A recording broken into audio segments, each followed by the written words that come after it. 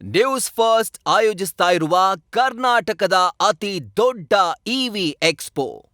ನಾಡಿನ ಜನತೆಗೆ ಮಹಾಶಿವರಾತ್ರಿ ಹಬ್ಬದ ಹಾರ್ದಿಕ ಶುಭಾಶಯಗಳು. ನಾನೀಗ ಮೈಸೂರಿನ ಅರಮನೆಯ ತ್ರಿನೇಶ್ವರ ಸ್ವಾಮಿ ದೇವಸ್ಥಾನದ ಅಂಗಳದಲ್ಲಿದ್ದೀನಿ. ನೀವು ದೇವಾಲಯದ ದೃಶ್ಯಗಳನ್ನ ಗಮನಿಸ್ತಿರ್ಬೋದು. ಪ್ರಮುಖವಾಗಿ ಮೈಸೂರಿನ ಅರಮನೆಯ ಅಂಗಳದಲ್ಲಿರುವಂತಹ ತ್ರಿನೇಶ್ವರ ಸ್ವಾಮಿ ದೇವಸ್ಥಾನಕ್ಕೆ ವಿಶೇಷ ಪೂಜೆಯನ್ನ ಬೆಳಗ್ಗಿನಿಂದಲೂ ಕೂಡ ಸಲ್ಲಿಸಲಾಗ್ತಿದೆ. ಮೈಸೂರಿನ ಕೋಟೆ ಅರಮನೆ ಅಂದ್ರೆ ಗುಡ್ಡದ ಪಶ್ಚಿಮ ಉತ್ತರ ದಿಕ್ಕಿನಲ್ಲಿರುವಂತಹ ಅರಮನೆಯ ಒಳಭಾಗದಲ್ಲಿ ದೇವರ ಶಿವನ ಅಂದ್ರೆ ತ್ರಿಯನ ಈಶ್ವರ ಮೂರನೇ ಕಣ್ಣುಳ್ಳವ ರೂಪದಲ್ಲಿ ಪೌರಾಣಿಕ ಮಹತ್ವ ಹೊಂದಿರುವಂತಹ ದೇವಸ್ಥಾನದ ಪೂಜ್ಯ ಸ್ಥಳವಾಗಿದೆ.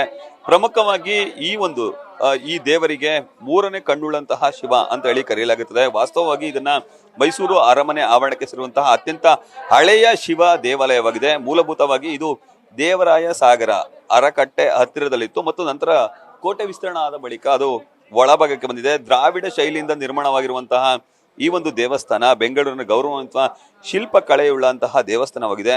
ಪ್ರಮುಖವಾಗಿ ಮಹಾಶಿವರಾತ್ರಿಯ ಸಂದರ್ಭದಲ್ಲಿ ಅರಮನೆಯಿಂದ ಭಕ್ತರಿಗೆ ವಿಶೇಷವಾಗಿ ಶಿವಲಿಂಗಕ್ಕೆ 11 kg ತೂಕದ ಚಿನ್ನದ ಮುಖವಾಡವನ್ನ ಅಂದ್ರೆ ಚಿನ್ನದ ಕೊಳಗವನ್ನ ಧಾರಣೆ ಮಾಡಲಾಗುತ್ತೆ. ಇದು ಪ್ರಮುಖವಾಗಿ ಈ ದೇವಸ್ಥಾನದ ಅಲಂಕಾರ ಆಗಿದೆ. ಇನ್ನು ಮಹಾಶಿವರಾತ್ರಿ ಹಾಗೂ ಇತರೆ ಹಬ್ಬದ ಸಂದರ್ಭದಲ್ಲಿ ಬ್ರಹ್ಮೋತ್ಸವ, ಧ್ವಜಾರೋಹಣ, ಉತ್ಸವ ಸೇರಿದಂತೆ ಇತ್ಯಾದಿ ಕಾರ್ಯಕ್ರಮಗಳನ್ನ ಈ ದೇವಸ್ಥಾನದಲ್ಲಿ ಆಯೋಜನೆ ಮಾಡಲಾಗುತ್ತೆ. ಇನ್ನು ಪ್ರಮುಖವಾಗಿ ಇಲ್ಲಿ ತ್ರಿನೇಶ್ವರ ಸ್ವಾಮಿ ದೇವಸ್ಥಾನದ ವಿಶೇಷತೆ ಅಂತಂದ್ರೆ ಇನ್ನು ಚಿನ್ನದ ಕೊಳಗವನ್ನ ಧಾರಣೆ ಮಾಡಿರೋದು ಅಂದ್ರೆ ಮುಖವಾಡದ ಆಭರಣವನ್ನ ಧಾರಣೆ ಮಾಡಿರೋದು. ಇಲ್ಲಿ ಬಳಸುವಂತಹ ಕೊಳಗವು ಶುದ್ಧ ಚಿನ್ನದಿಂದ ನಿರ್ಮಿತವಾಗಿದ್ದು ಶಿವನ ತ್ರಿನಯನ ಅಂದ್ರೆ 3 ಕಣ್ಣುಗಳನ್ನ ರೂಪವನ್ನ ಹೊಂದಿದೆ ಅಂತ ಹೇಳಲಾಗುತ್ತೆ. ಇನ್ನು ಪ್ರಮುಖವಾಗಿ ನಮ್ ಜೊತೆ ಇನ್ನು ಮಾತಾಡ್ಲಿಕ್ಕೆ ಈ ದೇವಸ್ಥಾನದ ಅರ್ಚಕರು ಸೇರಿದಂತೆ ಹಲವರಿದ್ದಾರೆ. ಇನ್ನು ಶಿವನ ತ್ರಿನಯ ಸ್ವರೂಪದ ಪ್ರತೀಕವಾಗಿರುವಂತಹ ಶಿವನ 3ನೇ ಕಣ್ಣು ಜ್ಞಾನ, ದೈವಿಕ ಶಕ್ತಿ ಮತ್ತು ಅಜ್ಞಾನ ನಾಶದ ಸಂಕೇತವಾಗಿದೆ. ಇನ್ನು ಚಿನ್ನದ ಕೊಳಗ ಶಿವನ ಈ ದಿವ್ಯ ಸ್ವರೂಪವನ್ನ ಭಕ್ತರಿಗೆ ಸ್ಪಷ್ಟವಾಗಿ ದರ್ಶನಗೊಳಿಸುತ್ತದೆ. ಐಶ್ವರ್ಯ ಮತ್ತು ಪಾವಿತ್ರ್ಯದ ಸಂಕೇತವೂ ಕೂಡ ಆಗಿದೆ. ಚಿನ್ನವು ಶುದ್ಧತೆ, ಸಮೃದ್ಧಿ ಮತ್ತೆ ದೈವಿಕತೆಯ ಸಂಕೇತವಾಗಿದೆ. ಇನ್ನು ಈ ಕುರಿತು ಮಾತಾಡಲಿಕ್ಕೆ ನಮ್ಮ ಜೊತೆ ದೇವಸ್ಥಾನದ ಅರ್ಚಕರಾದಂತಹ ಸ್ಕಂದ ಅವರಿದ್ದಾರೆ. ನಾನು ಮಾತಾಡಿಸ್ತಾ ಹೋಗ್ತೀನಿ.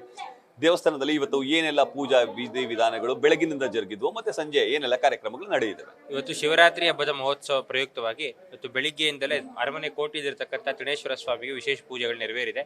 ಬೆಳಿಗ್ಗೆ ಹೊತ್ತು ಮುಂಚೆ 4:15ಗೆ ತ್ರಿನೇಶ್ವರ ಸ್ವಾಮಿಗೆ ವಿಶೇಷವಾದಂತಹ ಪಂಚಾಮೃತ ಅಭಿಷೇಕ, ಏಕವಾರ ರುದ್ರಾಭಿಷೇಕ, ದೀಪಾರಾಧನೆಯಾಗಿ ನಿತ್ಯ ಪೂಜೆ ಮುಗಿದಿದೆ. ಅದಾದ ನಂತರ ಸಂಜೆಯಿಂದ ಜಾವಗಳ ಪೂಜೆ ವಿಶೇಷ. 12 ಗಂಟೆ ಕಾಲ ಸೂರ್ಯ ಅಸ್ತದಿಂದ ಸೂರ್ಯ ಉದಯದವರೆಗೂ ಆ 12 ಗಂಟೆ ಕಾಲವನ್ನು 4 ಜಾವದಿಂದ ವಿಂಗಡಣೆ ಮಾಡಿದ್ರೆ 3 ಗಂಟೆ ಉಳಿಯುತ್ತೆ. 3 ಗಂಟೆಗೆ ಒಂದೊಂದು ಜಾವ, ಆ ರೀತಿಯಾಗಿ 4 ಗಂಟೆಗಳ ಕಾಲ ವಿಶೇಷವಾದ ಪೂಜೆ ನಡೆಯುತ್ತೆ. ರಾತ್ರಿ ಅಂದ್ರೆ ವಿಶೇಷ ಪೂಜೆ ಅಂತ ಹೇಳಿದ್ರೆ ಏನು ಜಾಗರಣೆ ಸಂದರ್ಭದಲ್ಲಿ ಏನೆಲ್ಲ ಪೂಜಾ ವಿಧಾನಗಳು ಜರುಗುತ್ತೆ? ವಿಶೇಷವಾಗಿ ಶಿವರಾತ್ರಿ ಎಂಬತಕ್ಕಂಥದ್ದು ಒಂದು ವ್ರತ. ಬೇರೆ ವ್ರತಗಳಿಗೆ ಒಂದೊಂದು ಕಾಮ್ಯ, ಗಣಪತಿ ಹಬ್ಬಕ್ಕೆ ಒಂದು ಕಾಮ್ಯ ಇರುತ್ತೆ, ವರಮಹಾಲಕ್ಷ್ಮಿ ಹಬ್ಬಕ್ಕೆ ದುಡ್ಡು ಬರಲಿ ಅನ್ನೋ ಕಾಮ್ಯ ಇರುತ್ತೆ. ಆದರೆ ಶಿವರಾತ್ರಿ ವ್ರತವನ್ನು ಮಾಡೋದ್ರಿಂದ ನಮ್ಮ ಪಾಪ ಕ್ಷಯ ಆಗಿ ಈಶ್ವರನ ಸಾಮೀಪ್ಯ ಸಿಗೋದು ವಿಶೇಷ. ಈ ವ್ರತವನ್ನು ಮಾಡ್ಬೇಕಂದ್ರೆ ರಾತ್ರಿ ಪೂರ್ತಿ ಜಾಗರಣೆ ಇದ್ದು ಉಪವಾಸ ಇದ್ದು ಈ ವ್ರತವನ್ನು ಮಾಡೋದು ರೂಢಿ. ಅದೇ ರೀತಿಯಾಗಿ ಉಪವಾಸ ಇದ್ದು ದೇವರನ್ನು ಆಚರಣೆ ಮಾಡೋದು ವಿಶೇಷ. ಇದಿಷ್ಟು ದೇವಸ್ಥಾನದ ಅರ್ಚಕರ ಮಾತು. ಅಂದ್ರೆ ಇವತ್ತು ದಿನ ಜಾಗರಣೆಯನ್ನ ಮಾಡಿದ್ರೆ ಮುಖ್ಯವಾಗಿ ಸ್ವರ್ಗ ಪ್ರಾಪ್ತಿ ಆಗುತ್ತೆ, ಜೊತೆಗೆ ಪುಣ್ಯ ಪ್ರಾಪ್ತಿ ಆಗುತ್ತೆ ಅನ್ನೋ ಮಾತನ್ನ ಹೇಳ್ತಾರೆ. ನೀವು ದೃಶ್ಯದಲ್ಲಿ ಗಮನಿಸ್ತಿರ್ಬೋದು. ಬೆಳಗ್ಗೆ 4 ಗಂಟೆಯಿಂದಲೇ ಸರತಿ ಸಾಲಿನಲ್ಲಿ ನಿಂತು ಭಕ್ತರು ದರ್ಶನವನ್ನ ಪಡೆದುಕೊಳ್ಳುವಂತ ಕೆಲಸಕ್ಕೆ ಮುಂದಾಗ್ತಿದ್ದಾರೆ. ಇನ್ನು ಪ್ರಮುಖವಾಗಿ ನಾನು ಮೊದಲು ಹೇಳ್ತಿದ್ದೆ, ಚಿನ್ನದ ಕೊಳಗದ ಮಹತ್ವವನ್ನು ಹೇಳ್ತಿದ್ದೆ. ಶಿವನ ತ್ರಿನಯನ ಸ್ವರೂಪದ ಪ್ರತೀಕವಾಗಿರುವಂತಹ ಈ ಚಿನ್ನದ ಕೊಳಗ ಐಶ್ವರ್ಯ ಮತ್ತು ಪಾವಿತ್ರ್ಯದ ಸಂಕೇತ. ಮೈಸೂರು ಅರಮನೆಯ ಪರಂಪರೆಯನ್ನ ಬಿಂಬಿಸುತ್ತೆ, ಜೊತೆಗೆ ಅಪರೂಪದ ದರ್ಶನವಾಗಿದೆ. ವರ್ಷದಲ್ಲಿ 1 ಬಾರಿ ಮಾತ್ರ ಈ ಚಿನ್ನದ ಕೊಳಗವನ್ನ ಧಾರಣೆ ಮಾಡಲಾಗುತ್ತೆ. ಇದನ್ನ ನೋಡ್ಲಿಕ್ಕಾಗಿ ಲಕ್ಷಾಂತರ ಮಂದಿ ಭಕ್ತರು ಸರತಿ ಸಾಲಿನಲ್ಲಿ ನಿಂತು ಬೆಳಗಿನಿಂದ ಸಂಜೆವರೆಗೂ ಕೂಡ ದರ್ಶನವನ್ನು ಪಡೆದುಕೊಳ್ಳುವಂತ ಕೆಲಸಕ್ಕೆ ಮುಂದಾಗ್ತಾರೆ. ಆರೋಗ್ಯ, ಐಶ್ವರ್ಯ ಮತ್ತು ಮನಃಶಾಂತಿ ದೊರೆಯಲಿ ಅಂತ ಹೇಳಿ ಪ್ರತಿಯೊಬ್ಬರು ಕೂಡ ಪೂಜೆಯನ್ನ ಸಲ್ಲಿಸಲಿಕ್ಕೆ ಬರ್ತಾರೆ. ಅದೇ ರೀತಿಯಾಗಿ ನಿರಂತರವಾಗಿ ಬೆಳಗಿನಿಂದ ರಾತ್ರಿ ಇಡೀ ಇಲ್ಲಿ ಪೂಜಾ ವಿಧಿವಿಧಾನಗಳು ಜರುಗುತ್ತವೆ.